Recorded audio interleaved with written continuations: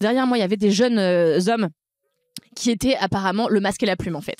Donc déjà sur la fin des publicités, ils commentaient tout. Ah ça j'ai vu, ça va être super, ça sort le temps. C'est écrit sur l'écran, on n'a pas besoin de tes sous-titres. Donc très agaçant. Et à un moment donné, je me retourne, je fais chut, le masque et la plume. Non non, vous devez être Et je pense que et donc ils ont rigolé. Je me suis retournée, j'ai dit je rigole pas en les regardant dans les yeux et je crois qu'ils ont eu peur. J'aurais dû faire ça. Oui, je pense. Mais j'aurais été terrifiée aussi à leur place. Quelle heure est-il? Ah, faut dire maintenant. Mesdames et messieurs, bonsoir. Facile, 4 quarts. Un quart cassis, 4 jours et un micro. un quart citron, un quart en bas. On va pas du tout basé autour de l'apéro. Je suis en train de tout remettre en question. Tu veux qu'on prenne 5 minutes? Je pense qu'on est plus à 5 minutes près. Hein. Bonjour Et bienvenue dans 4 quarts d'heure. Qu'est-ce qu'il y a? Rien, on allait animer en chœur avec toi. Bah super. N'hésitez surtout pas à me reprendre si jamais il y a besoin. Bienvenue dans 4 quarts d'heure, l'émission qui durait 4 quarts d'heure. Comme C'est vous le à toi faites maintenant. bien, merci. Vous connaissez ce podcast peut-être si c'est la première fois que vous découvrez 4 quarts d'heure, eh bien c'est simple, on fait nos up et nos down de la semaine. Et aujourd'hui, je suis en compagnie des meilleures personnes d'internet comme toujours. J'ai nommé Camille Lorente. Oui, merci, la foule est en délire. Kalindi Ramfer. Qui a appris à faire ça depuis la semaine. Bravo. Si Belle sophistiquée. Je galère au bout d'un moment. Et nous avons une invitée de marque qu'on adore et qu'on aime car c'est aussi notre amie, c'est Esther Meunier. On l'a plus que tout. Que vous pouvez retrouver sur internet sous le nom de Esther Reporter. Tout à fait. Et qui est là notamment parce que bientôt sort une super BD dont j'espère tu vas nous parler, qui s'appellera Le Viol, que tu as écrit et qui est dessiné par Léa Castor. Tout à fait. Donc pour les OG qui ont écouté Mademoiselle à l'époque, qui ont regardé les vlogs, etc., vous devez savoir qui sont ces personnes. Si vous les découvrez, vous allez voir, elles sont formidables. Esther, merci d'être ici. On va commencer par un down comme d'habitude pour vous laisser sur un up. Qui a un down pour commencer? Où toi? Moi? Ouais, je crois. Ah putain, alors c'est parti, mais c'est un gros dossier, hein. Je sais pas si vous êtes prêtes. Ah, c'est bien pour ouvrir les On attend festivités. que ça, nous. En fait, j'ai failli tomber dans une secte. Mais mon ex m'a sauvée. Je vais vous raconter cette histoire. Wow, vraiment, Ça a l'air le titre rocambolesque. d'un témoignage du L.fr. Mais c'est ça. Ou de l'émission. L'émission de vers midi, témoignage, là. ouais. Ouais. Toute une histoire. Avec Faustine, ouais. Oh, putain, m'invitez pas pour raconter ça. Alors en fait, moi, vous le savez, je suis mi-naïve, mi-perspicace. On le sait. Donc je suis toujours, si vous voulez, à la frontière, soit de tomber dans une secte, soit d'être un gourou. Et là, qu'est-ce qui s'est passé? Récemment, je regarde sur Netflix. Netflix arrive encore à me surprendre. Ça, c'est quand même un mini-up. Après tous les crimes et toutes les affaires que nous avons élucidées ensemble, moi, Netflix et moi, il y a encore des documentaires passionnants que je n'ai pas vus. Oh waouh. Et celui-ci s'appelle Orgasm Inc. Donc, c'est Oh là là. Le titre est incroyable. C'est un jeu de mots. En français, c'est juste orgasmique, le business de One Taste. One Taste, c'est une organisation qui a été créée par Nicole Dindon. Je sais pas trop. Dindon.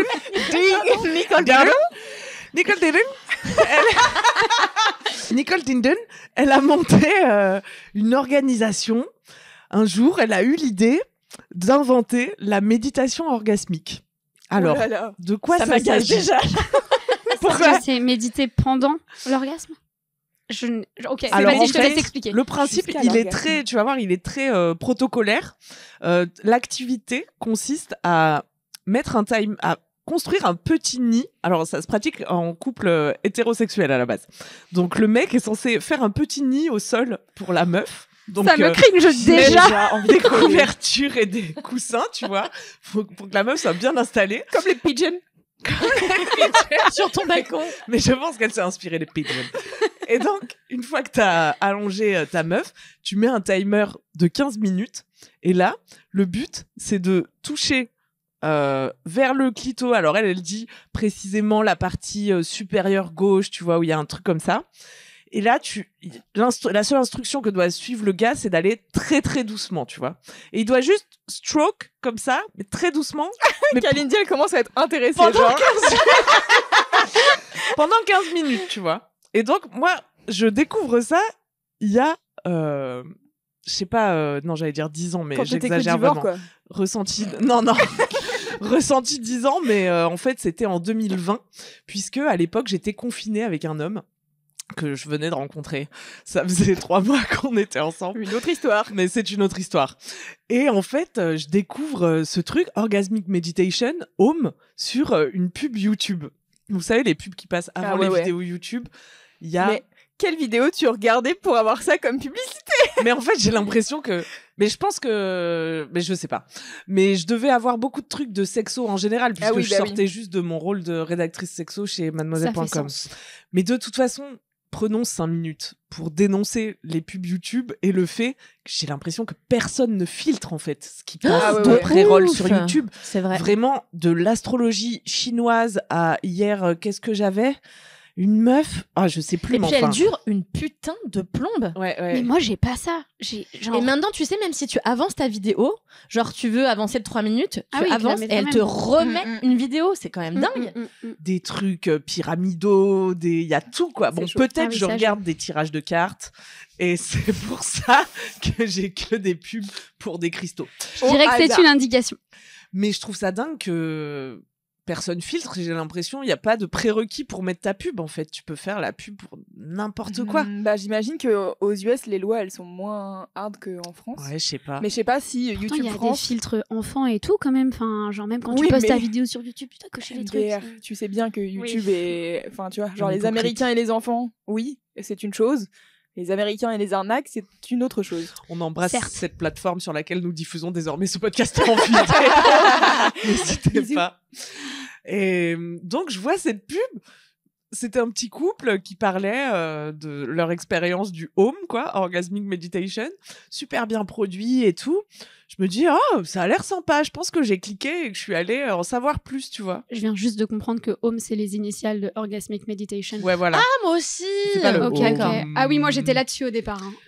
Home, genre home, la maison, tu vois. Mais ok, très bien. C'est bon, pardon. Continue. Et donc, moi, de base, je suis là.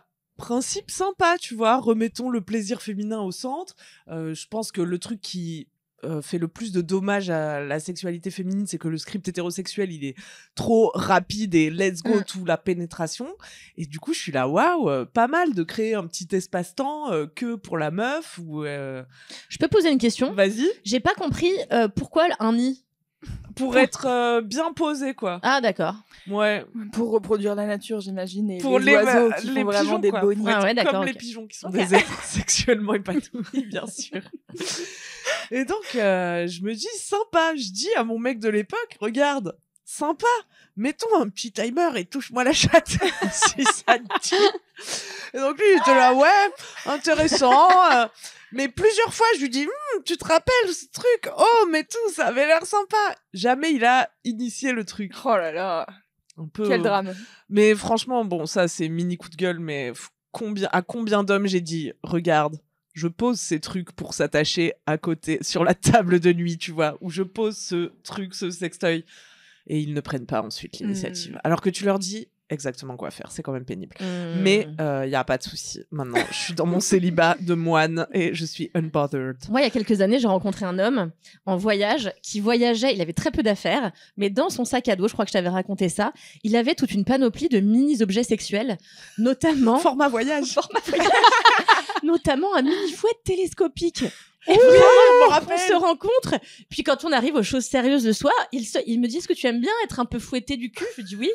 Et il sort de son sac un petit fouet et il le télescope comme ça. Et c'était très très long. C'est pratique. Je m'étais dit, et là pour le coup, tant d'initiatives pour un voyage. Ah oui, tu vois. Donc ça existe. Ne toujours prêt quoi. Non, bien sûr.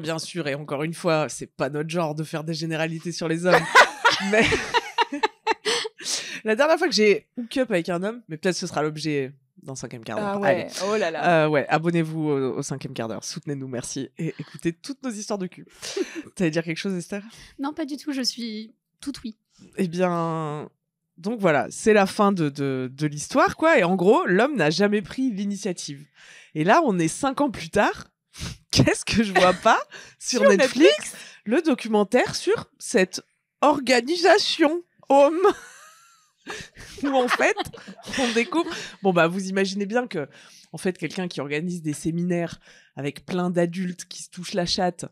Il y a forcément un moment où ça dérape. Il y a un moment où ça dérape, en fait. Au début, c'est très sympa, c'est des gens très open-minded qui sont là, ouais, libérons le plaisir et tout. Mais en fait, on voit très bien que ça va basculer, quoi, à un moment donné. Et ça a basculé.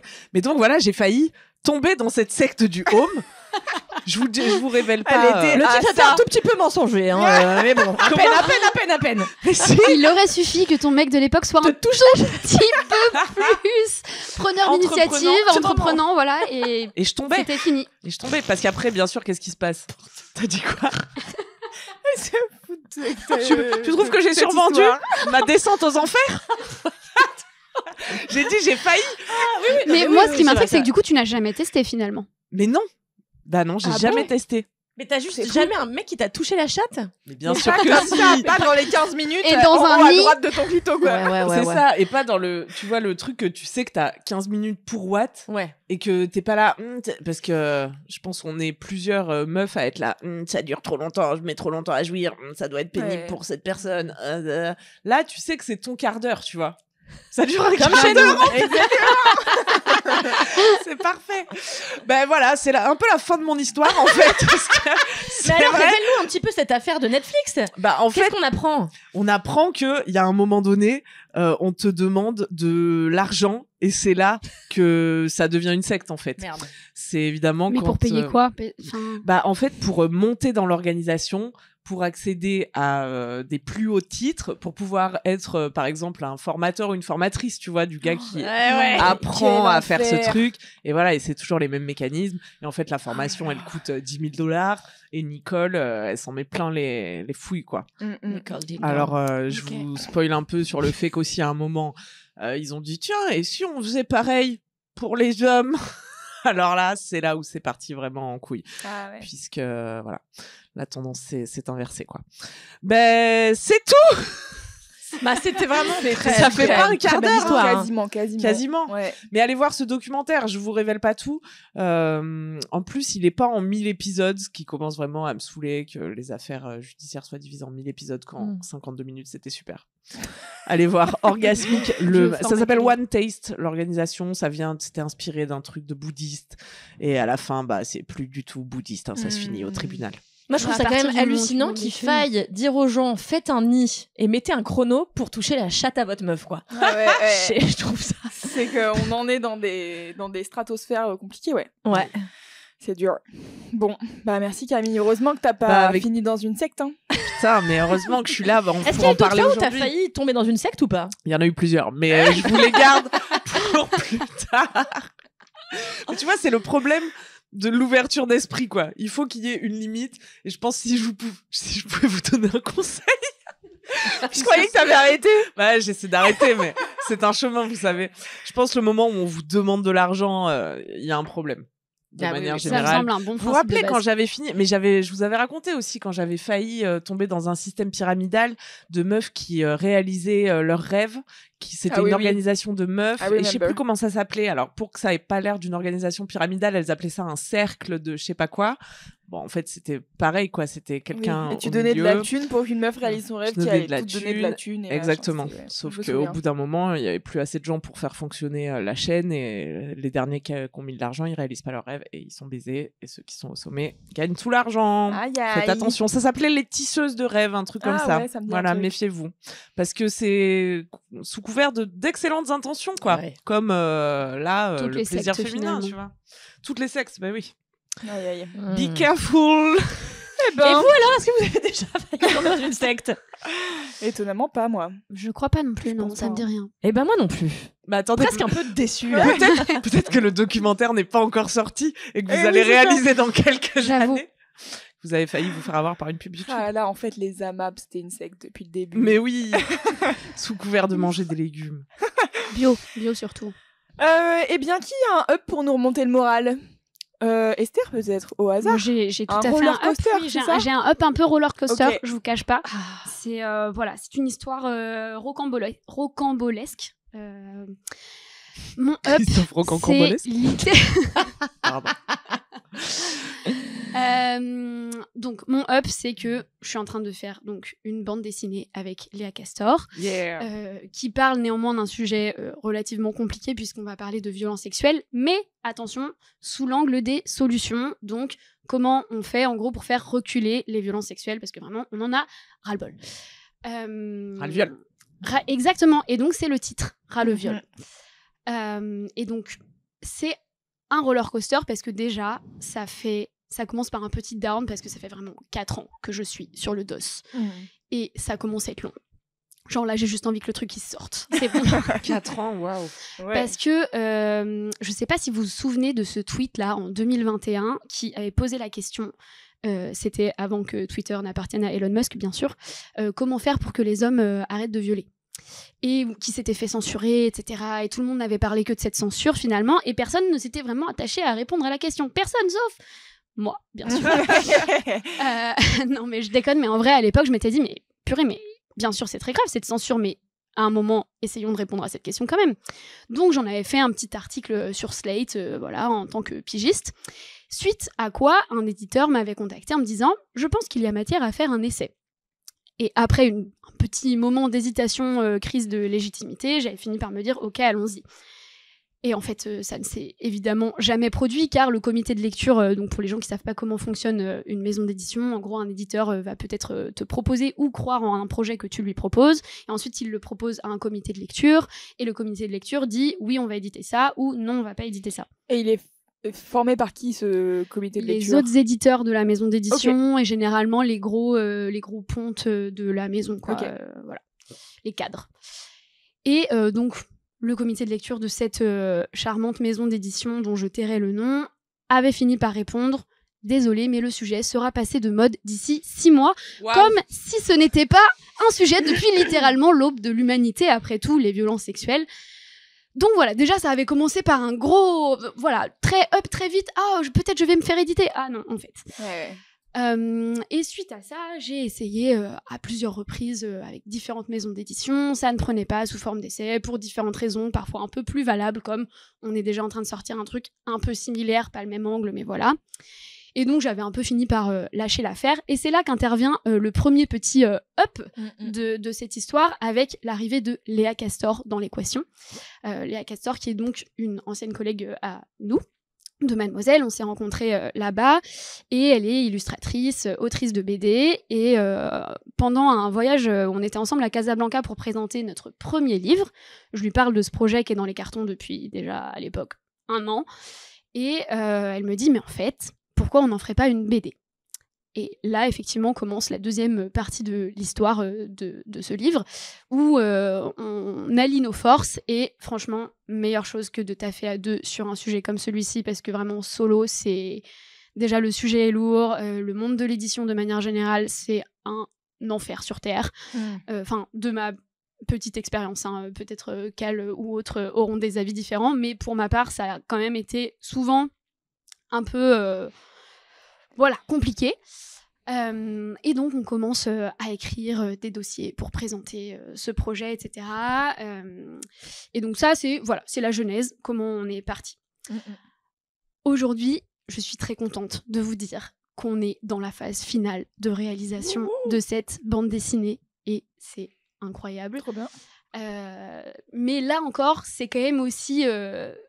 roller coaster, puisque déjà écrire sur un sujet comme celui-ci, c'est compliqué, hein, je veux pas... Sachant que t'as des heures au compteur d'enquête, de sujets qui sont particulièrement douloureux, que t'as enquêté à travers le monde, donc c'est quand même... là c'était vraiment remettre le nez, refouiller en fait. Après, l'avantage, c'est quand ça fait 4 ans que tu bosses sur un projet, au moment où tu te mets à écrire, t'as déjà le plan en tête, tu sais déjà à peu près ce que tu veux dire, tu sais déjà à peu près qui tu veux interviewer ou réinterviewer, parce que tu les as déjà interviewés pour des articles précédents qui ont nourri tes recherches, etc. Donc il y avait une grosse partie du chemin mental qui était fait, mais il fallait quand même encore se taper plein de témoignages, plein d'interviews sur le sujet. Et je vous cache pas que je me suis enfermée pendant 2 semaines dans un appart au bord de la mer pour écrire ce script parce que j'étais en retard sur ma deadline. Et que vraiment mes journées étaient ponctuées de petites crises des pleurs de décharge, vous savez, comme les bébés là. Genre vraiment genre ok, j'en peux plus, c'est trop dur. Et après je regardais la mer et j'étais genre ça va bien se passer, continue Esther. Mais voilà, je suis très contente qu'on en soit arrivé là et je suis très contente qu'on ait pu faire ça. En fait, le travail avec Léa est incroyable. Genre, j'avais pondu cette première version du script. Je suis pas, comment on dit, BDiste, BDaste, je ne sais pas. Bref, je ne suis pas autrice de BD de base.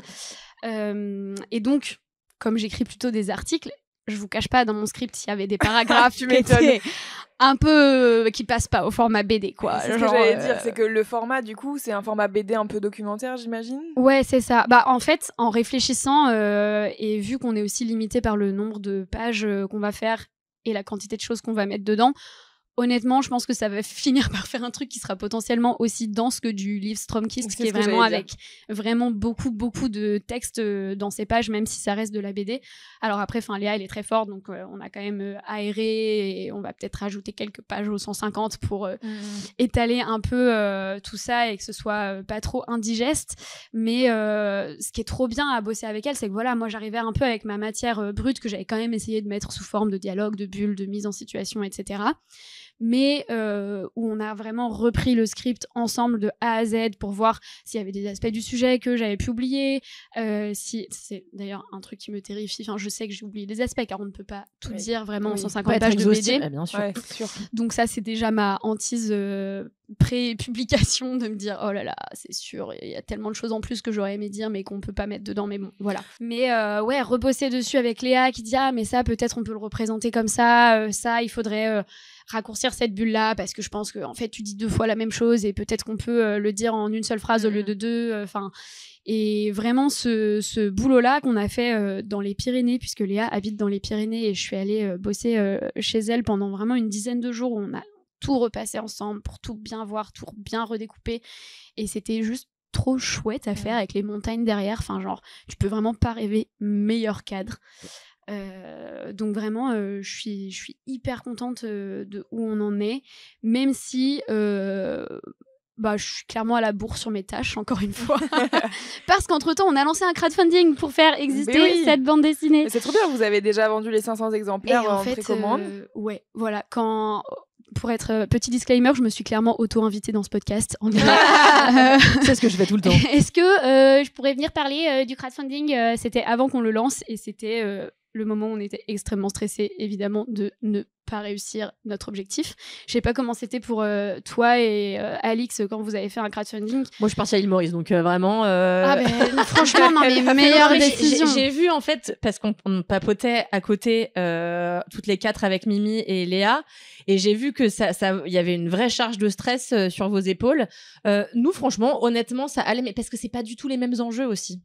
On parle pas des mêmes sujets. Enfin, je pense qu'il y avait ce truc-là qui était moins. Ah mais tu ça, vois, c'est clair. Réussir à vendre. En fait, pour un crowdfunding, t'es censé faire même la vidéo de présentation du crowdfunding. On a galéré parce qu'en fait, sur une vidéo de présentation, t'es censé être hyper enjoué, nanani, nanana. Sauf que là, on est en train de parler littéralement de violence sexuelle. Donc, c'est difficile d'avoir un ton hyper enjoué sur un sujet aussi compliqué que celui-ci. Donc tout était sujet à genre ok, comment on fait, comment on trouve le bon équilibre, la bonne balance. Et perso, pour moi, hyper confrontant de devoir aller demander des thunes aux gens. Vraiment. Je suis vraiment pas à l'aise avec l'exercice de devoir dire bonjour, alors voilà, on est en train d'essayer de faire exister une bande dessinée. Est-ce que vous pourriez peut-être aller acheter la bande dessinée en avance, même si vous savez pas encore ce qu'il va y avoir dedans, s'il vous plaît, aidez-nous. Genre, c'est vraiment une position qui me rend très fébrile. Ouais, mais c'est marrant parce que moi, je le vois pas du tout comme ça. Mais aussi parce que peut-être je te connais, je sais que ça fait des années que tu bosses sur ce sujet, etc. Mais pour moi, c'est genre, j'ai fait un travail de fond pendant des années et on vous présente enfin le travail que j'ai réalisé, qui parle quand même de violence sexuelle, mais aussi de solutions, surtout de solutions en fait. Et du coup, au contraire, moi je suis là, putain, enfin, quelqu'un qui parle des solutions à qu'est-ce qu'on fait et comment on éduque les hommes à ne pas faire ça, tu vois. Donc C'est le sujet principal. voilà, c'est quand même un sujet dont on parle peu parce que souvent la faute elle est rejetée sur les meufs et même la gestion de ne pas se faire agresser est rejetée sur les meufs. Enfin moi je vois en soirée, il y a des gens qui m'ont contacté il y a pas très longtemps pour la chatte en feu pour nous proposer de mettre des tu sais genre des trucs capotes de verre là. Ouais, des capotes de verre. Et j'étais là non mais en fait, le problème c'est pas les meufs qui vont devoir prendre en charge des gars qui sont pas bien dans leur esprit pour aller se dire tiens je vais mettre du GHB dans des verres, tu vois. C'est à nous et en tant que club et en tant que soirée de s'organiser pour qu'il se passe pas ça, tu vois. Donc et aux gars de pas faire ça aussi, mais Vraiment, au tu gars vois, de mais pas remettre faire la ça, faute mais sur l'individualité de la personne alors que c'est systémique, ça m'en fout. complètement. Et puis ce truc de l'argent, honnêtement, moi j'en ai ras-le-bol de devoir m'excuser de demander de l'argent pour du travail que je fais en permanence, la plupart du temps gratuitement, tu vois. Et en fait, nous faut dire que avant d'avoir des petits accomplissements dans nos petites carrières respectives, il y a eu des années de être payé au SMIC. Faire des heures sup pas payées, couvrir des événements, des festivals, etc. les week-ends sans rattraper nos jours. Et je suis là, moi, tout l'argent, comme nous toutes ici, à côté duquel on est passé pendant des années, ça m'énerve tellement, des années, mais ça m'énerve tellement qu'aujourd'hui je suis là, c'est pas grave, en fait pour le travail il faut réclamer de l'argent. Et en plus là c'est au bon vouloir des gens, donc tu sais que les gens ils donnent parce qu'ils croient en ton projet, aussi parce qu'ils ont envie de te soutenir en tant que créatrice, tu vois. Et ça je trouve ça génial. Quelle belle plateforme, les plateformes de crowdfunding. Tout à fait, mais c'est là où finalement, tu vois, c'est encore dans cette espèce de roller coaster émotionnel parce que j'étais à la fois extrêmement stressée et finalement, mais franchement, dès les premiers jours du crowdfunding, on a vendu, rien que la première journée, en 48 heures, on avait fait la moitié des ventes prévues. Enfin, et en fait, j'ai ressenti cette espèce de vague de love à la fois de mon entourage proche qui ont été hyper soutenants, qui ont acheté dès le premier jour, qui ont envoyé, enfin franchement, tous les darons de mes potes, ils ont acheté la BD, tu vois. Parfois, ils en ont plusieurs par famille. Je suis là, d'accord, si vous voulez. Mais non, enfin vraiment, je me suis sentie hyper soutenue par mes proches, hyper soutenue par vous toutes. Enfin, effectivement, Cal et Mimi, on a quand même créé des contreparties ensemble qui... Autant les BD sont épuisés, autant les contreparties qu'on a créées ensemble ne le sont pas. Donc il y a une masterclass et un atelier d'écriture, toujours à dispo sur la campagne Ulule. Au final, j'avais énormément de stress, effectivement, et qui était aussi accentué par d'autres facteurs et la charge de travail parce que, comme je disais, on n'a pas fini non plus d'écrire la BD et de la dessiner. Donc en fait, faut gérer le crowdfunding en parallèle de la réalisation du truc. Oui, c'est ça, c'est que c'est du travail en plus aussi, le crowdfunding. Ouais, c'est un travail de communication qui est assez fou. Et puis un truc sur le long terme, quoi. C'est que là, vous avez vendu 500 exemplaires, d'accord, mais en fait, il y a d'autres contreparties. Puis il y a des t-shirts sérigraphiés à la main qu'il va falloir qu'on fasse. Enfin, genre, en vrai, c'est vraiment loin d'être fini, au point que tu finis par te demander si c'est rentable cette affaire. Hein. Mais bon, voilà, on va y passer une partie de notre été, je pense. Mais quand même vraiment tellement contente de l'accueil du projet, effectivement, même si ça me stressait énormément de lancer ce truc. Mais voilà, ça finit quand même vraiment sur un up parce que là, hier, Léa, elle m'a envoyé je sais plus combien de premières pages du storyboard de la BD où il n'y a pas encore le texte dedans, mais il y a vraiment, tu commences à voir les formes des dessins, où seront les bulles, etc. Enfin, c'est vraiment pour imaginer le storyboard, c'est vraiment l'étape. En fait, on a fait plusieurs étapes. Elle a fait un premier storyboard vraiment brouillon, très très brouillon pour voir comment on organisait les choses. Et là, elle est au deuxième où elle commence à faire en sorte que ça ressemble un peu plus au produit fini. C'est une sorte de deuxième brouillon de la BD. Et enfin, ça m'émeut trop, en fait, de voir les planches avancer et me dire que tous ces trucs qui étaient dans ma tête depuis littéralement 4 ans, ça y est, c'est en train de prendre forme dans des pages de BD qui vont atterrir dans les mains des gens à un moment. Et voilà. Trop hâte de lire tout ça. Bravo, chère Esther, bravo. Merci beaucoup. Et trop contente pour vous. Est-ce que tu sais quand la BD sort à peu près Non, alors, donc effectivement, là, les 500 premiers exemplaires, ils sont partis. Si tout se passe comme on veut, il y aura évidemment d'autres exemplaires. Il n'y aura pas seulement 500 exemplaires uniques au monde. Mais ça, on annoncera en temps et en heure. Et normalement, si tout se passe bien, effectivement, elle sort à grande échelle, on va dire, en octobre. Donc voilà, pile un mois avant à peu près un mois avant la date de la Journée internationale de lutte contre les violences sexistes et sexuelles, le 25 novembre. Donc ce sera la bonne période, je pense. J'espère que ça sera toujours la mode. Ouais, moi aussi. Très peur qu'on ait réglé le problème d'ici là, mais T'imagines ? On est tellement à bosser sur le sujet que on a tout réglé là, direct. Mais tu déconnes, mais par contre, en vrai, dans le script, une des autres difficultés auxquelles on fait face, c'est qu'en vrai, il se passe beaucoup de choses en ce moment sur le sujet. Dans l'actualité, il y a beaucoup de lois qui sont en train d'être adoptées, etc. Et entre la première version du script et le moment où la BD va sortir, il y a clairement des choses qui auront changé, y compris législativement en France, où au moins il y aura eu des tentatives de changement, même des jurisprudences, des trucs. Enfin là, sur la victimisation secondaire, il se passe plein de choses. En ce moment, la victimisation secondaire, c'est le fait de se faire revictimiser par le système judiciaire, en plus du traumatisme qu'on a déjà eu de l'agression, en fait, parce que vraiment, le système judiciaire traite très mal les victimes de manière générale. Et en fait, c'est vraiment en train de bouger sur ces sujets-là grâce à des super activistes qui font un taf de malade. Je pense notamment au collectif Notre Orage et à Clara, qui a un compte Insta qui s'appelle Survivante, qui a fait énormément là-dessus. Et c'est aussi un des super côtés de ce truc, c'est qu'on s'est mis à bosser avec des assos qui vraiment, enfin, on a bossé avec elles en novembre dernier, on a bossé avec le planning familial, les parents et féministes sur l'éducation sexuelle, enfin le programme d'éducation à la vie affective, relationnelle et sexuelle.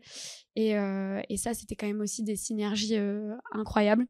Mais donc tout ça pour dire, effectivement, il y a des choses qui bougent et c'est quand même une difficulté supplémentaire d'adapter et de faire en sorte que le script reste valable et pas dépassé déjà au moment où la BD sortira, quoi. Ok, je comprends. Voilà. Bravo, chère Esther, c'est trop bien. Bravissime. Merci beaucoup et merci beaucoup de m'avoir accueillie ici pour avec parler. plaisir. On mettra le lien de la campagne du coup, j'allais dire de précommande, mais non, pour aussi toutes les autres contreparties, vous pouvez aller checker ça pour soutenir Esther et Léa. Je pense que c'est un travail d'intérêt général. Merci beaucoup, Esther. J'en profite juste pour dire un truc, parce qu'on a 2 personnes ici, 2 invités exceptionnels, et c'est trop bien. En ce moment, on a plein de gens qui viennent nous voir, qui ont participé. Du coup, j'en profite pour dire aux gens que le tournage sera normalement à la rentrée, parce que les gens nous écrivent genre quid, parce qu'on a donné des sous, du coup, quand est-ce que vous tournez? On attendait en fait une réponse du CNC pour voir si on pouvait avoir un complément de financement pour faire le film. Nous avons eu une réponse hier qui était bien sûr négative. Comme à chaque fois que nous interagissons avec le fucking CNC du cul. Je crois que j'ai dû baiser un gars au CNC un jour qui me hait, et vraiment genre... Il a écrit non, pas cette femme, jamais, dans aucune commission. Je ne comprends pas, c'est vraiment le 8e dossier. J'en en peux plus. Et à chaque fois, à chaque fois, c'est la plénière, à chaque fois, je suis en finale. Et à chaque fois, c'est non. Bref. Dommage. Nous n'avons donc pas ce complément de financement. Voilà. Alors, on va le faire quand même. Ça va nous prendre du temps d'organiser comment faire ça avec un petit budget. Mais normalement, on tourne à la rentrée et vous pourrez voir ça, évidemment, début d'année 2026, a priori. Voilà. Trop hâte. Super hâte. Ah, on embrasse le CNC. Bien fort. Eh bien, bisous le CNC. Merci Esther encore pour ce beau à roller vous. coaster. Et qui enchaîne avec un down. Toi, t'as un roller coaster? On sent un roller coaster. Ouais, voilà, c'est bien ce que je disais. Bah, vas-y, fais un roller coaster parce que moi, j'ai un up. Ah, ok, super. Ouais. Bah, je vais tellement vous plomber le moral. Oh là là, Avec mon histoire, je sais, c'est terrible. J'en ai ma claque du cinéma français. Et comme je le dis dans un podcast filmé, peut-être j'aurai jamais d'emploi au cinéma français. Non, mais ces derniers temps, en fait, je vais beaucoup moins au cinéma depuis que je suis plus journaliste cinéma. Et donc, moi, après Mademoiselle, j'ai continué à faire mon podcast qui s'appelait Le seul avis qui compte. Et donc, jusque juillet dernier, je publiais un podcast par semaine, même quand j'étais en vacances et tout, donc j'étais hyper régulière, où je faisais de la critique ciné, donc j'étais obligée d'y aller toutes les semaines, au moins pour voir 2 films, parce que souvent il y en avait un que j'aimais pas, puis au début je critiquais beaucoup, puis après j'avais plus envie de critiquer, donc je voulais voir un film que j'aimais bien, bon bref. Je suis allée beaucoup au cinéma dans ma vie, et beaucoup au cinéma dans mon travail. Et ça fait 1 an que je vais moins au travail, principalement parce que Non, tu vas moins au je cinéma. Mais tu vas moins au travail aussi. Mais le cinéma étant le travail, finalement. Je vais moins au cinéma. Parce que ce n'est plus ton travail. Pour finalement. 2 raisons. 3. C'est 3. plus mon travail. 2 autres raisons. Même si ça fait un peu partie de mon travail, d'aller regarder les choses qui se font, parce que j'écris par ailleurs plein de choses et qu'il faut que ça se nourrisse de cinématographie. C'est primordial, je pense, pour les images. Savoir Donc- un petit peu ce que le CNC aime aussi. Et aussi. Donc il y a ça. La deuxième raison, c'est que souvent je suis à la campagne, dans ma maison à Nogent-le-Rotrou. Or, il y a quoi? Il y a le cinéma, le Rex.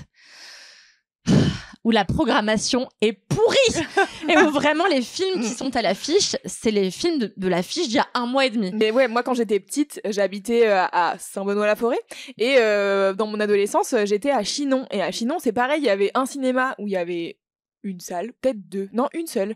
Et donc c'est pareil, les films que tu pouvais voir sont hyper limités, tu peux les voir genre une semaine alors qu'ils sont sortis il y a 1 mois et demi. Et c'était toujours, tu sais, genre les pires trucs. Donc là, je pense, ils vont programmer les Schtroumpfs. Et, bien sûr. Et je sais pas quel autre film qui sera un film français un peu genre comédie. Et tu peux jamais aller voir des films qui t'intéressent, quoi. C'était insupportable.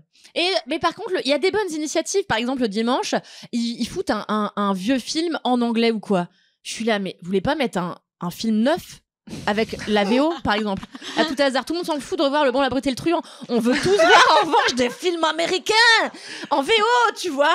Et donc ça m'agace. Donc du coup, l'année dernière, je me suis tapé Oppenheimer et Barbie en VF. Ouais, tu vois. Mais après, c'est des cinémas fastoche, aussi, hein. genre associatifs, qui font payer la place 5 balles, alors que sinon tu Ah, vas elle est payer 12 toujours là balles. pour mettre mais... des... C'est vrai. Oh, laissez-moi râler en paix.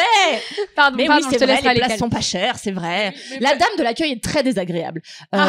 Non, mais parce que une fois, je suis arrivée avec 1/4 d'heure de retard. Mais parce que moi, je supporte pas la publicité. Donc, j'arrive toujours en retard pour arriver quand le film commence. Elle m'a dit, oui, c'est à cette heure-ci que vous arrivez. Je dis, bah ouais. Et elle m'a dit, bah, vous pouvez pas rentrer, ça a commencé. Je dis, mais ça a commencé depuis genre 2 minutes, laissez-moi rentrer. Et elle m'a dit non. Et je suis repartie, j'étais vexée. Scandale. À chaque fois, maintenant, avec Amaury, on est là, on va partir 1h30 à l'avance pour satisfaire la dame de l'accueil. les pires gens. Elle voudra jamais programmer ton film. C'est clair. Et donc, ça ne va pas. Et aussi, pourquoi je vais moi au cinéma? Et le cinéma français. Et te mais déçoit ça, chaque j'y viens, jour. mais il y avait une pardon. 3e raison. J'ai oublié. Bon, voilà. Plein de raisons pour lesquelles je vais moins au cinéma. Ah bah oui, parce qu'il n'y a jamais de VO. Bref. Donc, c'est agaçant, sauf le soir. Et voilà. Et en fait, dans mon pourtour, c'est-à-dire à côté de la ville dans laquelle je suis, il y a la Ferté-Bernard, il y a Rémalard, il y a plein d'endroits où il y a des cinémas où il y a la même programmation qu'à nos gens, c'est-à-dire 3 films qui sont sortis il y a 1 mois. Ouais. Enfin bref. Donc bon. Et non, c'est ça. Parce que le cinéma a considérablement augmenté en termes de tarifs. C'est-à-dire que l'autre jour, je vais aller acheter une place de cinéma à l'UGC Les Halles. Je mets ma carte. 15,50 €. Je dis, mais attendez, oui, je comprends oui, pas. mais Je suis au pâté de luxe des Champs-Élysées. Non, c'est l'UGC Les Halles à côté de la Pistoche dans le noir. Enfin, c'est pourri. Non, c'est pas vrai. Le cinéma est magnifique en plus. Et puis, il y a tous les films. Au moins, j'embrasse le Ciné des Halles qui fait un travail formidable. Et tu peux voir tous les films à 9h le mercredi matin. de râler, mais pas se griller trop. Pour qu'il lui reste un endroit où faire ses avant-premières éventuellement quand même. Non, mais j'embrasse tous les MK2, j'embrasse l'UGC. Mais bon, bref. Enfin, tout ça fait que je vais moi au cinéma. Et quand je vais aller au cinéma, quand je bouge mon cul et que je suis à Paris, je me dis, tiens, tu sais, comme on est toutes indépendantes, le truc, c'est que tu travailles à des horaires un peu indus. Tu vois, tu peux travailler le dimanche soir. Et parfois, un mercredi après-midi, tu n'as rien à faire et tu te dis, oh, je m'emmène manger une glace et aller au cinéma. Ça, c'est mon grand plaisir. Sauf que ces derniers temps, je ne trouvais rien qui me plaise. Je suis allée voir plein de films que je ne citerai pas, que j'ai détestés. Tous français. Mais que j'ai détesté. Je me suis pas juste dit, j'ai détesté. Je me suis dit, quel ennui, quoi. Et c'est ainsi qu'arrive mon up. Car il y a 3 semaines, avec du retard, puisque le cinéma de nos gens. Arrête de hurler. Pardon. Il y a 3 semaines, je me dis un mardi soir, je m'emmène au Cinoche. Je suis trop contente. Je regarde la programmation et je vois qu'à l'UGC Ciné-Cité Les Halles, il y a encore Sinners. Et je me dis, oui, je l'ai raté. Et donc, je vais voir Sinners, tout en sachant ce que c'était à peu près, mais en n'ayant pas vu la bande-annonce. Alors, moi, il faut me mettre à jour. Ça arrive. Merci. Et donc, je me dis, putain, là, c'est 2h30, il paraît que c'est du grand spectacle, trop hâte. J'arrive dans la salle, blindée de monde. Et au début, je m'énerve. Parce que, désolée, il y a que des jeunes gens de type adolescent qui crient dans mes oreilles. Et ça...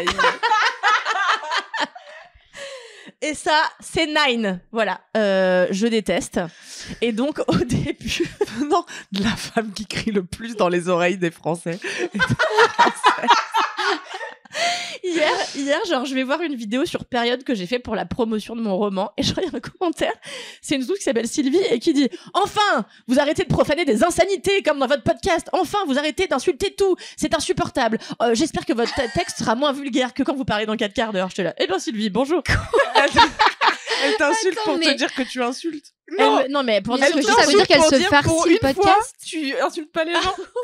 parce que je parle normalement, tu vois, elle dit pour une fois vous ne dites pas plein de gros mots, vous proférez pas des insanités comme dans votre podcast 4 quarts d'heure qui est inaudible, voilà. Et Donc qu'elle ça veut dire écoute, qu'elle du coup, écoute a priori. tout le podcast Ouais.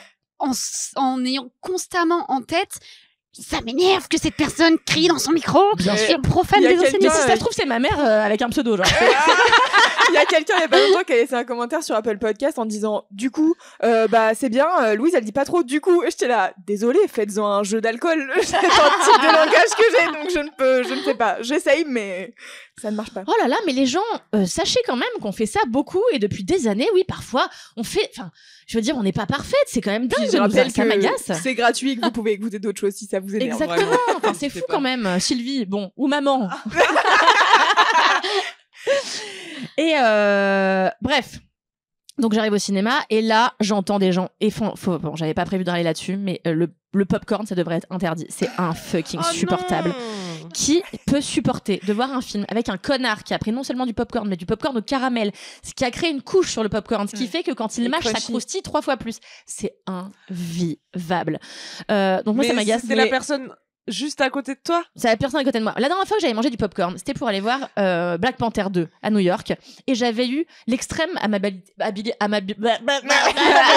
amabilité et politesse d'oindre mon popcorn de salive Ouais, moi c'est ce que avant. je fais. Ah voilà, t'es Parce que poli. pour moi, le plus dérangeant, c'est pas le scrunch quand tu le mâches, c'est quand tu Aussi. farfouilles là. Alors il y a ça, mais moi je prends sur le dessus, je mets, et là tout de suite j'humidifie avec beaucoup de salive. Comme ça le ramollit. Je le fais passer derrière les molaires, comme ça. Quel est le plaisir de Mais manger est-ce du que c'est popcorn encore Bah, Bah, c'est je la sais pas, mais en façon fait, j'ai été civilisée bien de élevée, manger voilà. du Désolée popcorn. d'avoir été élevée pas chez les facochères, en fait, tu vois. Donc, insupportable. Donc, déjà, plein de jeunes. Et là, j'étais là. Aujourd'hui, on ne me gâchera pas mon plaisir. Ça fait 2 semaines que je suis pas allée au cinéma. Donc, j'arrêtais pas de me retourner, de faire chut, chut, chut. Ça a marché. J'étais Qui là, gâche un je peu le m'en plaisir fiche. quand même. Hein De se retourner tout le temps pour faire chut, ça doit quand même. C'est un chiant, peu- mais ça a duré vraiment 3 minutes parce que derrière moi, il y avait des jeunes hommes qui étaient apparemment le masque et la plume en fait. Donc déjà sur la fin des publicités ils commentaient tout. Ah ça j'ai vu, ça va être super, ça sort le temps. C'est écrit sur l'écran, on n'a pas besoin de tes sous-titres. Donc très agaçant. Et à un moment donné je me retourne, je fais chut, le masque et la plume. Non vous devez être Et je pense que et donc, ils ont rigolé. Je me suis retournée. J'ai dit je rigole pas en les regardant dans les yeux et je crois qu'ils ont eu peur. J'aurais dû faire ça. Oui, je pense. Mais j'aurais été terrifiée aussi à leur place. Bah moi je me suis trouvée terrifiante. Mais en fait je me suis dit c'est ça que j'aurais dû faire avec l'homme qui m'a volé mon sandwich. Bref. Ah ça, c'est sûr. Le regarder dans les yeux et dire alors arrêtez maintenant, ça fait très peur à tout le monde évidemment. Bref, le film démarre, les gens et en fait il y avait d'autres militaires du film dans la salle et donc à force de chut chut chut chut, les jeunes adolescents se sont calmés et on mangeait du popcorn discrètement. Bref, Comme il se doit. Je suis sûre ils avaient genre 20 ans. en fait j'ai déduit qu'ils étaient jeunes avec leur manière de parler, ils parlaient fort et tout, mais si ça se trouve ils avaient mon âge donc bon. Oui, parce que finalement, toi aussi, tu parles fort. Non, j'aime au cinéma. J'aime au cinéma. Il y a un critique que je déteste, mais je vais pas donner son Oui, nom parce que si. j'ai déjà donné à chaque. On Voilà. a bipé déjà donc. énorme. Je le déteste. Il pense à chaque fois qu'il va en projection presse qu'il est chez sa mère en fait. Il pense qu'il est au thé, tranquille, en train de manger des pâtisseries. Et il arrive et il hurle et il dit bah alors Isabelle, on t'a pas vu la projo de ce matin 10h? Mais ça va pas ou quoi? Mais... Tu t'es cru dans le salon de ta maman. C'est fou. Bon bref, je vais en venir au fait. Le film démarre et là je sais que je vais passer 2h30 à m'éclater et je me suis éclatée totalement. Merci le cinéma américain. Alors Sinners, qu'est-ce que c'est? Sinners, réalisé par Ryan Coogler qui avait déjà fait Black Panther 2, qui est des films que je déteste, mais parce que je déteste les Marvel, je comprends rien. C'est-à-dire que dès que je vais voir un film Marvel, je suis là, je comprends rien. Qui est qui? Pourquoi? Quoi? Ouais. Et mon cerveau s'éteint et je dors, voilà. Donc je n'ai jamais fait un film Marvel en entier et surtout pas celui dans la galerie des glaces avec l'autre là, Benedict Cumberbatch. Comment ça s'appelait le palais des glaces là? Ah, Doctor Strange, non? Doctor Strange, voilà. J'ai détesté, j'ai rien compris. Que faisait-il dans ce palais des glaces? Bon. Et là, Heureusement, Sinners est là pour tout rattraper. oui. Alors, donc, ça se passe aux abords du Mississippi dans les années 30. Et c'est l'histoire d'un gars qui est joué par Michael B. Jordan.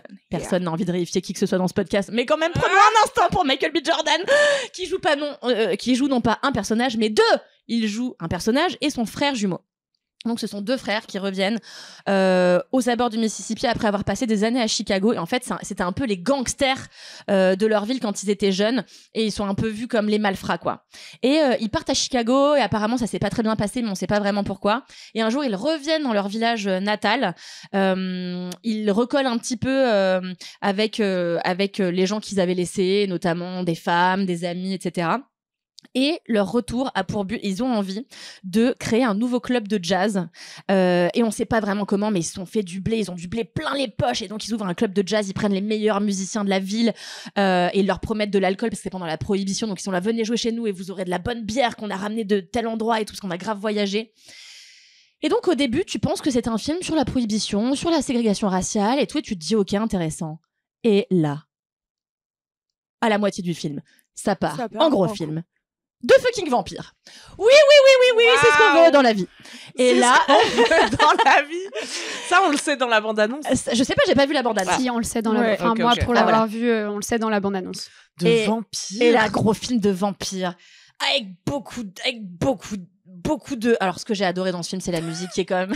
Incroyable. De sang, t'allais dire, d'hémoglobine. T'as kiffé? Ah, mais la scène... On ne saura jamais. La scène de danse. Oh là là. Toutes les différentes sortes de musique d'hier, d'aujourd'hui. Avec des costumes d'aujourd'hui aussi. Mais et tout. ça m'a mis en transe. Je te jure, j'étais genre meilleure scène que j'ai vue au cinéma depuis extrêmement longtemps. Pareil, avec la ferme qui brûle, la sang. Incroyable. J'étais là, qu'est-ce qui se passe devant mes yeux, quoi.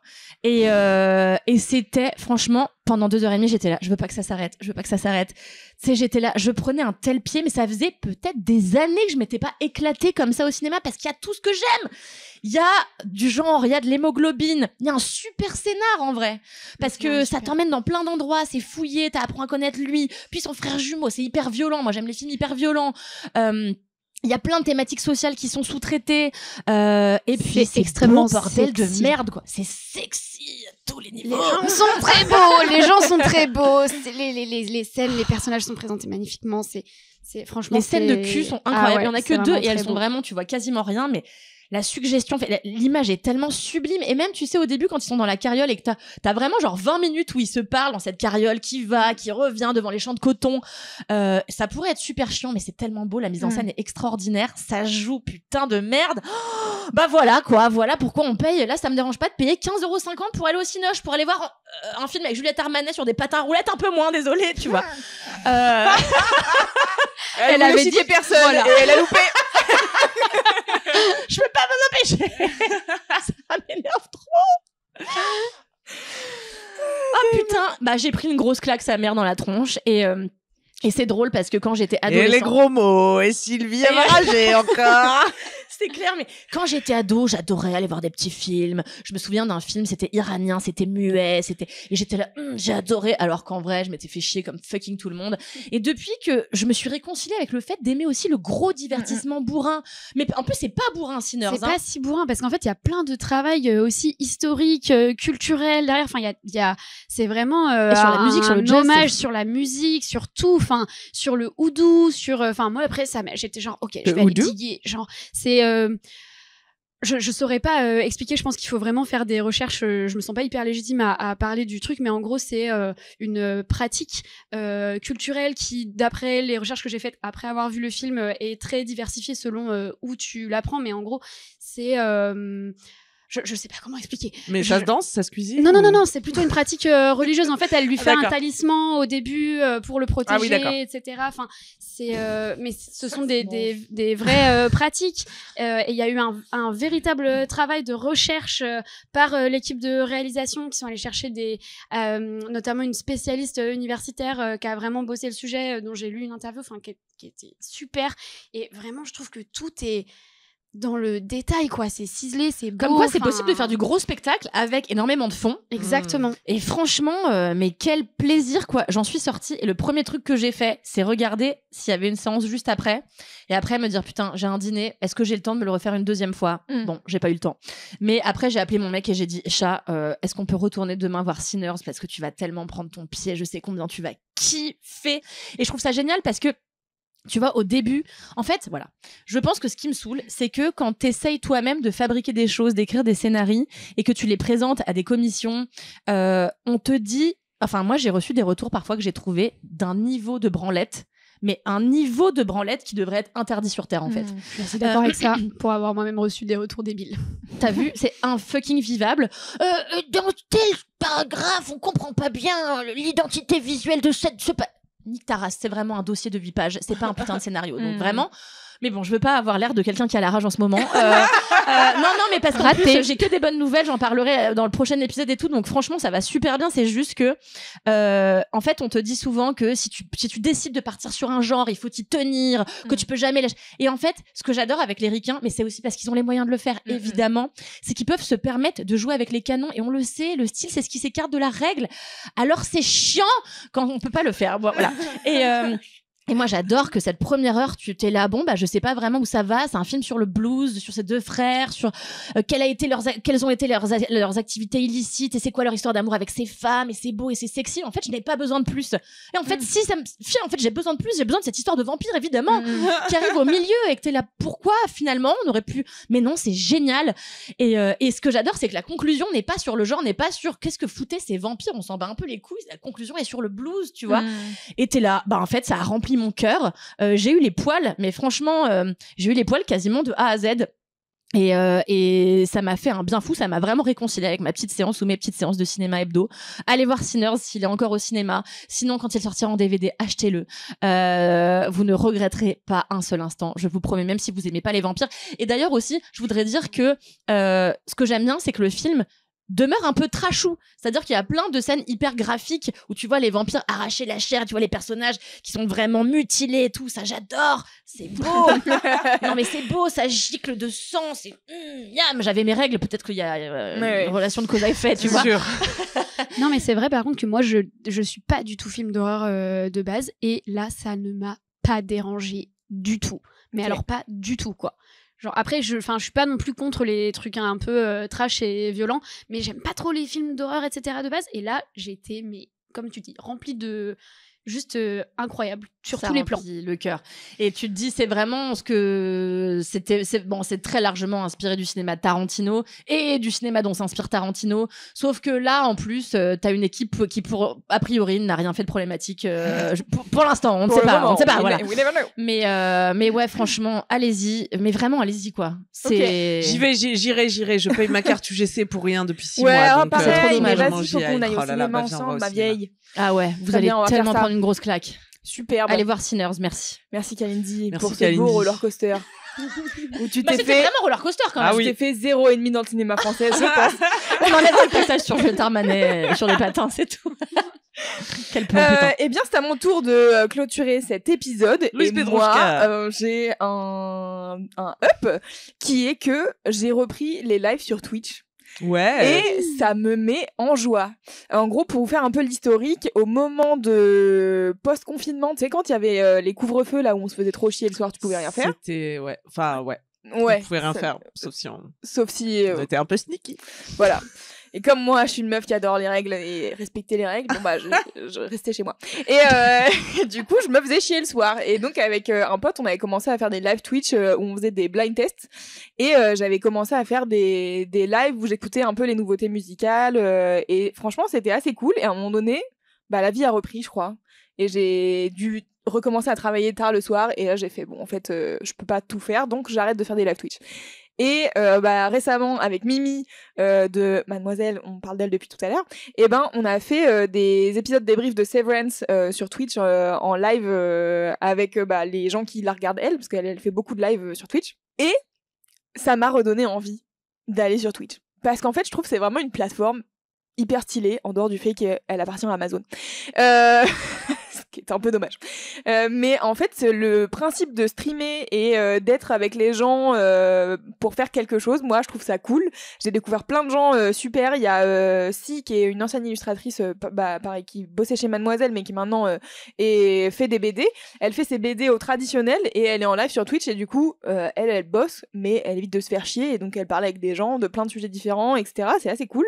Et il y a plein d'artistes. Enfin, c'est assez varié en fait. Twitch, c'est pas que du jeu vidéo, même s'il y en a plein, bien sûr. Mais si vous aimez pas forcément les jeux vidéo, il y a aussi plein d'autres catégories de choses que vous pouvez aller regarder sur Twitch qui sont cool. Il y a des cuisiniers, des pâtissiers.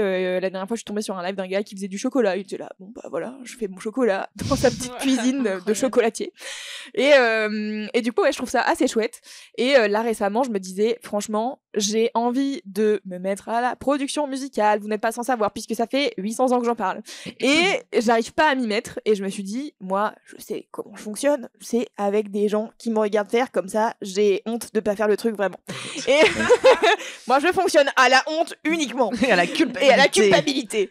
Et du coup, je me suis dit, trop bien, je vais relancer ma chaîne Twitch pour faire des lives sur Ableton et essayer de faire de la prod. Et je sais que j'en avais parlé avec une streameuse qui s'appelle Nala.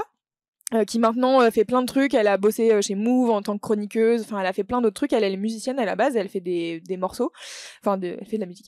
Bref. Et du coup, elle m'en avait parlé en me disant que ça l'avait vachement aidé d'être en live sur Twitch pour produire de la musique parce que, elle aussi, elle estimait qu'elle débutait, même si elle est musicienne depuis longtemps. Elle était pas très habituée aux logiciels de programmation musicale, etc.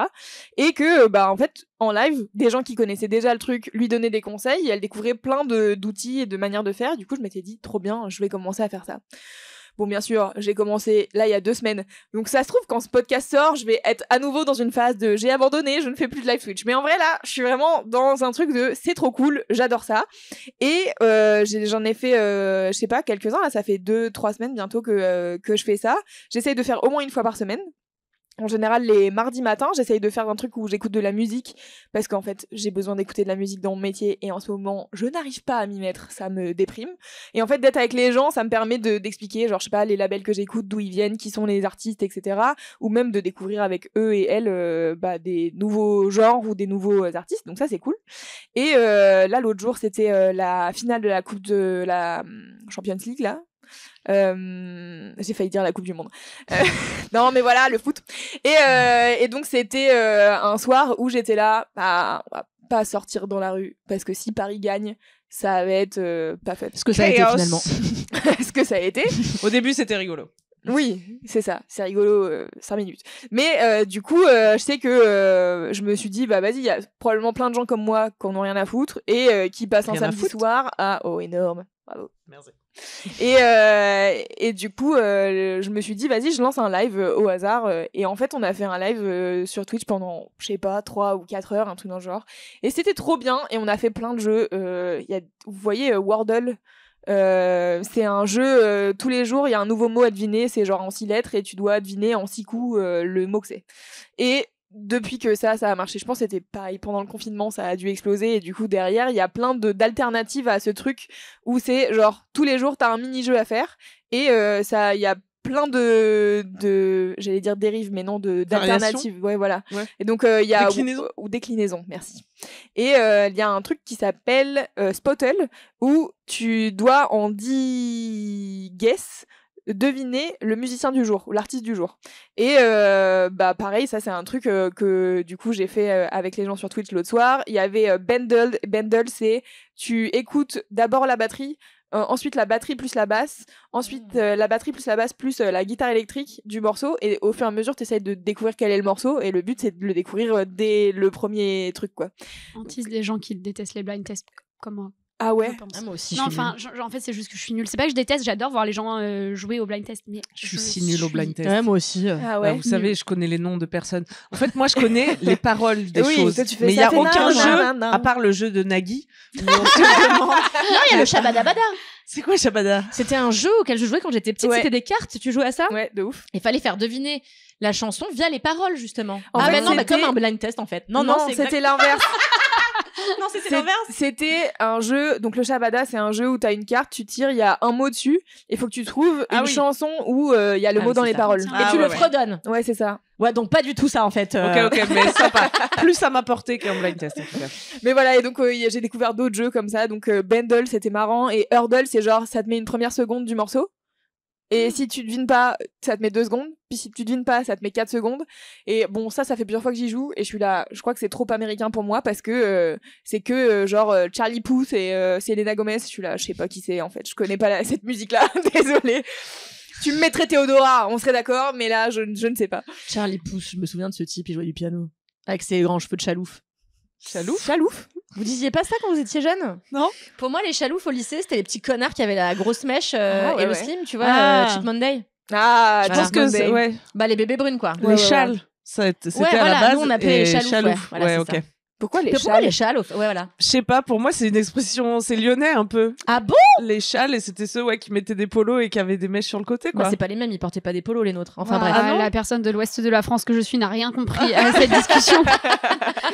T'inquiète, pareil. On est dans la même team. Pourquoi on parlait de ça? Je sais plus. Ah, Charlie Puth. Ah oui, les morceaux. J'étais là, attends, comment je rebondis sur Twitch? Et là, j'ai fait un premier live, et je pense que ça va intéresser des gens qui écoutent 4 quarts d'heure, et c'est pour ça que j'en parle. J'ai fait un premier live de Work Together, parce que le moment où j'ai fait un mental breakdown il y a pas si longtemps, dans 4 quarts d'heure, où je disais je suis seule, et j'en ai marre, et j'arrive pas à travailler toute seule chez moi, et ça me déprime, etc. En fait, j'ai découvert que sur Twitch, il y a des gens qui streament juste pour travailler ensemble. Ils font des pomodoro, et donc pendant 25 minutes tu taffes, pendant 5 minutes tu fais une pause, pendant 20 minutes tu taffes, etc. J'ai fait ça l'autre jour. C'était la journée la plus productive. J'ai déclaré mes impôts sans pleurer, figurez-vous. Incroyable. Donc, ça, c'est vraiment un truc qui n'arrive jamais. Le tuto, s'il vous plaît. Ouais, bah, je sais pas. Non, moi non plus. Ils voient pas longtemps les meufs. Ouais, mais tu sais, non, mais moi je l'ai fait. Mais moi je j'ai l'ai fait chill, relax quoi. Toi, tu l'as fait chill relax, toi? Ouais, d'accord. Moi, j'ai dû prendre un nouveau comptable pour qu'il aplanisse tout ce que j'ai mal fait. C'est-à-dire à peu près tout depuis des années. Oui, moi aussi j'ai pris un Toi aussi comptable. Et non, il mais m'a là, dit c'est dramatique. mais hier, je lui ai dit, je suis au plus haut point d'anxiété sur tel et tel et tel sujet. Il m'a dit, non, c'est ça, y a rien. Donc, je déclare mes impôts. J'ai réglé des trucs de TVA, de machin. J'ai fait ma compta du mois. Parce que là, j'étais en roue libre. C'est-à-dire que, normalement. La roue à libre. Exactement. Je suis un tout petit peu organisée. Et au moins, une fois par semaine, j'essaye de faire mes factures, de mettre à jour mon dossier Excel et machin, tu vois. Ah ouais, là, ça fait 4 mois que j'ai pas fait ça. Parce que je suis en mode, genre, je m'en fous, machin. Et donc là, il y a quand même un moment donné où moi, j'aime bien que mes factures, elles soient rangées au bon endroit. Donc, je me suis dit, je vais faire ça. Et être avec les gens en live, j'étais en mode, je peux pas me poser et regarder une vidéo YouTube, puisque littéralement, la musique qui est diffusée, elle est sur mon stream. Donc, si je change et que je regarde une vidéo YouTube, tout le monde va le savoir. Donc, je suis obligée de travailler. Et c'était un excellent moyen de culpabilité de me faire travailler. Et ça a très bien marché. Mais tu parles ou pas pendant que tu fais ça? Bah non, je parle pas. Pendant 25 minutes, je coupe mon micro, je mets de la musique. Là, j'avais mis une radio anglaise qui s'appelle NTS. Ils ont des playlists infinies avec différents genres. Et en fait, ils passent des programmes tout le temps, quoi. Et donc là, on était sur le truc ambiante, un peu, tu sais, genre musique pour se concentrer, quoi. Très efficace. Et du coup, j'ai mon pomodoro, il est affiché à l'écran, et pendant 25 minutes, on parle pas, puis pendant 5 minutes, c'est la pause, donc on parle, on va se faire un café, on fait un truc, et puis après, on retravaille. Et franchement, je pense qu'on était bien une trentaine ou une quarantaine sur le live à travailler ensemble. Alors, il y a des gens qui travaillaient plus ou moins, parce qu'il y a quelqu'un qui était là, je vais pas mentir, ça fait 2 heures que je suis en train de jouer à un jeu vidéo. mais c'était cool, et moi, ça m'a grave permis d'avancer, et même, il y a plusieurs personnes qui sont arrivées, qui m'ont dit, bah, moi, j'ai ça à faire, une fois qu'ils ont terminé, ils se cassent, enfin, tu vois, et c'est assez cool. Et je pense que je vais en refaire, parce que vraiment, moi, ça m'a trop aidé. J'espère que ça va aider des gens. Et du coup, je sais qu'au moment où j'avais parlé de la solitude innée, là, dans 4 quarts d'heure, il y avait plein de gens qui m'avaient écrit pour me dire j'avoue moi aussi et tout, donc si jamais ça vous intéresse, rejoignez-moi sur Twitch, Louise Petrouchka, voilà, et je vais essayer de faire de la production musicale bientôt, voilà. Trop hâte. Trop cool. Ouais, Je viendrai sur tes lives pour travailler, je pense. trop bien. Mais genre, quand t'arrives pas à bosser, tu vas jamais bosser dehors? Bah très rarement, tu sais, on en avait parlé la dernière fois, mais Non, mais ça a pas évolué. Non, pas trop. non, mais parce que en fait, je pense que la question, c'est plutôt de me poser avec moi-même et de me dire qu'est-ce que j'ai comme tâche à faire et qu'est-ce qui est vraiment urgent du cul, notamment déclarer mes impôts. Et qu'est-ce qui est, tu vois, genre des trucs que je repousse ou machin. Enfin, je sais pas, il y a un espèce de truc de me mettre face à mon ordinateur et d'y aller, que je sois dans un café ou ailleurs, si j'ai pas déjà la liste de tâches que j'ai à faire et que je me dis pas vraiment ça, c'est maintenant, ça ne marche pas quoi. Je suis dans un café, je suis là, bah je vais quand même aller regarder une vidéo YouTube et prendre le temps de regarder dehors car je me suis autorisée d'aller acheter un café à 5,50 €. Donc j'en profite et voilà. Bon bref, alors moi je vous conseille un truc qui est moi je vais bosser en ce moment quand je suis à Paris dans un super truc qui s'appelle Off Campus et en gros c'est genre un trop beau café. Moi déjà si c'est pas beau j'y mets pas les pieds. Donc là c'est hyper joli, il y a une super grande bibliothèque avec plein de magazines de culture et d'architecture hyper pointus que tu trouves dans assez peu d'endroits. Donc quand tu veux faire une pause tu peux regarder un joli truc au lieu de consommer de la merde comme moi en scrollant sur ton téléphone. Et en fait, le concept de Off Campus, c'est à la fois un endroit où ça ressemble vraiment genre un peu à une salle de bibliothèque, mais en stylé où tu peux boire un matcha à 100 000 €. Et aussi, le soir, ils proposent des cours avec des formules assez peu chères où tu peux avoir des cours sur... là, c'était auquel je me suis inscrite, c'est les adaptations de Jane Austen, je crois, au cinéma. Enfin, tu vois, t'as vraiment plein de trucs comme ça. Et donc, tu peux passer ta journée à bosser à ton café, boire des coups sympas, parler avec des gens qui font à peu près les mêmes métiers que toi. Et le soir, rattraper des angles morts de ta culture générale. Donc, je trouve ça trop stylé. Beautiful. L'endroit est magnifique. Et moi, j'avoue qu'il y a un endroit où j'arrive bien à bosser, c'est tous les cafés d'écrivains de Saint-Germain-des-Prés. Pourquoi ? Alors, c'est hors de prix, mais ce que je veux dire, c'est que, en fait, t'as que des gens qui vont et qui font pas semblant de bosser. Et moi, je vois quand je vais dans un café, je peux avoir tendance à faire semblant de bosser. Sauf que là, je vois que les gens, ils sont vraiment en train de bosser parce que je les vois vraiment écrire et je suis là, ok, je n'ai plus le choix. Et moi, pareil, je fonctionne vachement à la pression et à la culpa au début. Après, je kiffe trop, mais m'y mettre, c'est toujours plus difficile. Ouais, pareil. Et franchement, là, j'avoue, j'ai fait 5 heures de live. Et donc, en gros, j'ai fait, je sais pas, genre, j'ai dû faire 2 premières heures, 1 heure de pause et 2 heures ensuite. Et j'avoue, à 16h30, j'étais là, bon, je vois plus droit, ça sert à rien, je sers plus à rien. Mais au moins, j'ai grave taffé sur les moments. Et enfin, je sais pas, il y a un espèce de truc de savoir qu'il y a d'autres gens qui sont sur le même timer que toi. T'es là, je sais que dans 5 minutes, je vais pouvoir faire une pause avec les copains. Ça reste des gens qui écrivent sur un chat, tu vois, genre je les vois pas vraiment dans la vraie vie, mais c'est cool parce que moi je pense que c'était aussi un truc qui était compliqué, c'est genre bah quand je fais une pause, je suis solo. Alors maintenant j'ai mon chat, donc ça c'est super, c'est aussi un peu mieux. Mais là du coup mon chat est une star de mon live Twitch, donc si vous voulez voir Archie, n'hésitez pas à venir sur Twitch. Trop bien. Voilà, écoutez, je pense qu'on a fait le tour pour ces 4 quarts d'heure. C'était un bon épisode. C'était un bel épisode. Il y avait tellement de choses différentes. Je m'habillerai plus en noir parce qu'on dirait que je flotte dans les airs comme ça. Mettrai de la couleur la semaine prochaine. Et oui, donc on rappelle qu'on a ces émissions sont filmées maintenant, donc vous pouvez aller nous regarder sur la chaîne YouTube de 4 quarts d'heure. On a maintenant en plus un compte Instagram. Oh my god, 4 quarts d'heure, on est déjà plus de 5000 personnes. C'est fou. C'est zinzin. Ouais, c'est complètement fou. Et est-ce qu'on va se vexer le jour où on aura plus de gens qui nous suivent sur le canal, enfin sur notre Insta 4 quarts d'heure que sur nos pages respectives? Non. Peut-être. Ah, bon, peut-être vraiment pas.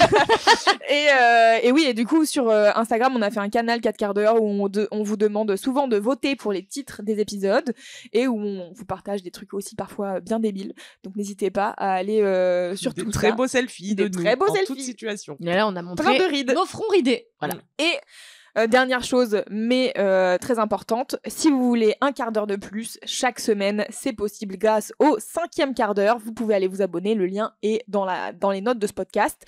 Maintenant, c'est sur Supercast. Voilà, ça ne change rien pour vous, mais pour nous, ça change des trucs. C'est tout. Et voilà.